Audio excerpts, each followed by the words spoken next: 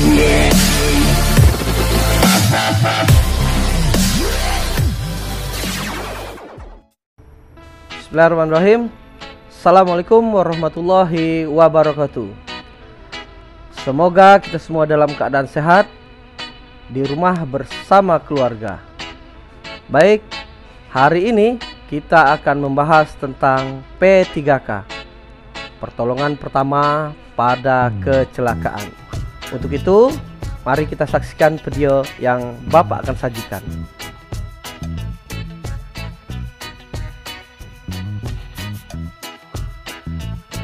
Berikut adalah kisah tentang salah menolong. Sebut saja namanya Pak Slamet. Dia bekerja sebagai tukang beca di sebuah kota. Pak Slamet memiliki istri dan 3 orang anak. Beliau adalah seorang pekerja keras, baik hati, dan suka menolong. Pada suatu hari, seperti biasanya, Pak Slamet mangkal di perempatan jalan menunggu penumpang yang turun.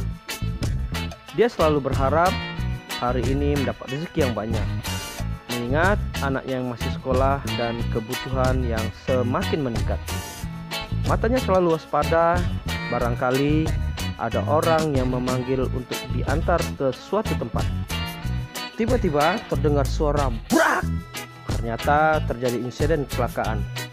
Ada seorang perempuan yang tergeletak di jalan tidak jauh dari tempat itu. Ternyata seorang pelajar yang terburu-buru mengendarai sepeda motornya menabrak wanita tersebut. Tanpa berpikir panjang, segera Pak Slamet menolong perempuan tersebut. Pak Slamet yang tubuhnya lumayan kekar merasa sangat kuat untuk mengangkat tubuh si korban tanpa menunggu bantuan dari orang lain. Namun malang, si korban malah berteriak kesakitan. Ah! Ternyata tulang belakang si korban patah, dan tentunya dengan tindakan Pak Slamet tersebut akan menambah parah luka si korban dan bisa dipastikan akan terjadi kelumpuhan. Ternyata maksud baik saja untuk menolong tidaklah cukup, tapi harus dibarengi dengan pengetahuan dan keterampilan yang benar tentang P3K agar kita mampu memberi pertolongan yang benar juga dan tidak memperparah keadaan si korban. Kemudian 3K adalah pemberian pertolongan pertama pada kecelakaan di tempat kejadian dengan cepat dan tepat sebelum tenaga medis datang, sebelum korban dibawa ke rumah sakit, agar kejadian yang lebih buruk dapat dihindari. Mengurangi rasa sakit, mengurangi rasa takut, mencegah terjadinya infeksi, mencegah kondisi yang lebih buruk atau cacat, mencegah kematian adalah tujuan daripada P3K. Berikut adalah beberapa kasus yang terjadi di sekolah maupun di lapangan dan cara menanganinya. Yang pertama, kehilangan kesadaran atau pingsan bisa terjadi karena beberapa alasan. Misalnya, saat terkena matahari yang terlalu lama. Maka, pertolongan yang paling tepat yaitu dengan memindahkan korban ke tempat teduh. Segera kompres dengan air dingin dan pijatlah kaki dan tangannya. Kemudian shock. Shock bisa disebabkan karena kekurangan cairan atau terganggunya salah satu alat tubuh. Hal pertama untuk menolongnya adalah dengan membaringkannya pada posisi kepala lebih rendah dari posisi kaki, kecuali jika si korban mengalami geger otak. Bila ada pendarahan, usahakan untuk langsung dihentikan. Pasang bidai jika perlu. Bersihkanlah mulut, hidung, dan tarik lidah korban keluar dari mulut.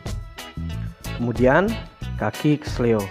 Cara menolongnya adalah dengan mengompres dengan air hangat, lalu diurut dengan hati-hati. Pasangkan crash decker bila ada dan balut. Jangan lupa untuk mengistirahatkan korban dan menganjurkan agar tidak banyak melakukan gerakan berbahaya, misalnya mencoba untuk berlari atau menyeret kaki. Kemudian patah tulang. Untuk kondisi ini penanganannya jelas berbeda-beda tergantung bagian mana yang mengalami patah. Untuk patah tulang tertutup, Bisa ditangani dengan memasang bidai dan langsung dibawa ke rumah sakit. Namun, jika patah tulang terbuka dan jika tulangnya mencuat, maka cuci luka dengan air bersih. Tutup luka dengan kasa steril. Jika memungkinkan, maka tulang yang keluar segera masukkan kembali. Berikan antiseptik, lalu segera bawa ke rumah sakit. Berikutnya, patah tulang belakang. Kecelakaan ini akan sangat fatal karena bisa menyebabkan kelumpuhan.